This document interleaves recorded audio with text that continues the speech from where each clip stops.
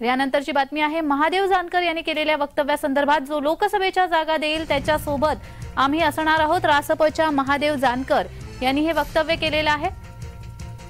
जो लोकसभेच्या जागा देईल त्यांच्यासोबत आम्ही असणार आहोत असं वक्तव्य महादेव जानकर यांनी केलंय।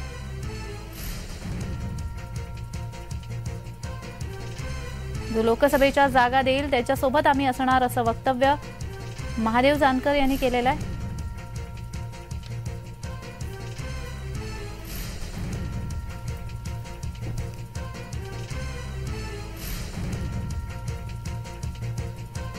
जो लोकसभेच्या जागा देईल त्यांच्यासोबत आम्ही असणार असं वक्तव्य महादेव जानकर यांच्याकडून करण्यात आलेलं आहे।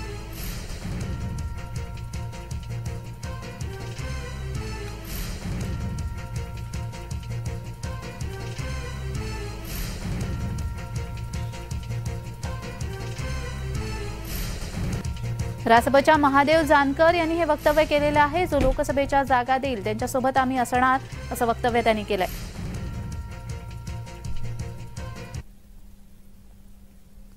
तर महादेव जानकर यांच्याशी बातचीत केलेली आहे आमचे प्रतिनिधी प्रफुल्ल खंडारे यांनी, पाहूयात। रासपचे अध्यक्ष आपल्यासोबत आहेत महादेव जानकर। गेल्या अनेक दिवसापासून चर्चा आहेत की महायुतीसोबत जातात की महाविकास आघाडीसोबत। जानकर साहेब, गेल्या अनेक दिवसांपासून चर्चा होते की महायुती की महाविकास आघाडी, ठरलंय? काही ठरलेलं नाही।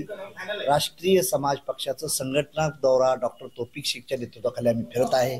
त्यातून आम्ही काही चांगले आम्हाला हिरे डायमंड मिळत आहेत, काही साहित्यिक मिळत आहेत, काही कवी मिळत आहेत। हृदयातून हृदय देणारी माणसं आहेत। मत देण्यासाठी मी फिरत नाही, आज हृदयच विकत घेऊन चाललोय यांची। एकदा ही जोडली हृदयातनं, काही माणसं मरली तरी मला सोडणार नाहीत। आणि इथं डेफिनेटली मी आज पेरणी करायला आलोय आणि त्या पेरणीला माझ्या यश येईल।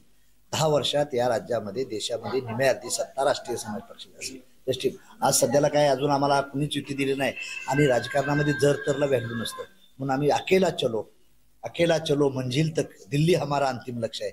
दिल्लीच्या लाल किल्ल्यावर राज्य करणं हेच रासपाचं लक्ष आहे।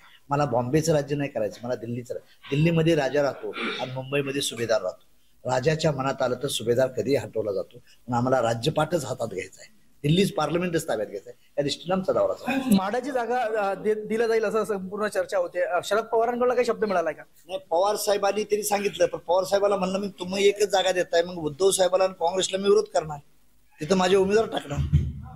तुमच्या तिघात जर आघाडीनं जर आम्हाला तिथले दिले तर आम्ही विचार करू। प्रफुल्ल खंडारे, जय महाराष्ट्र न्यूज, बुलढाणा।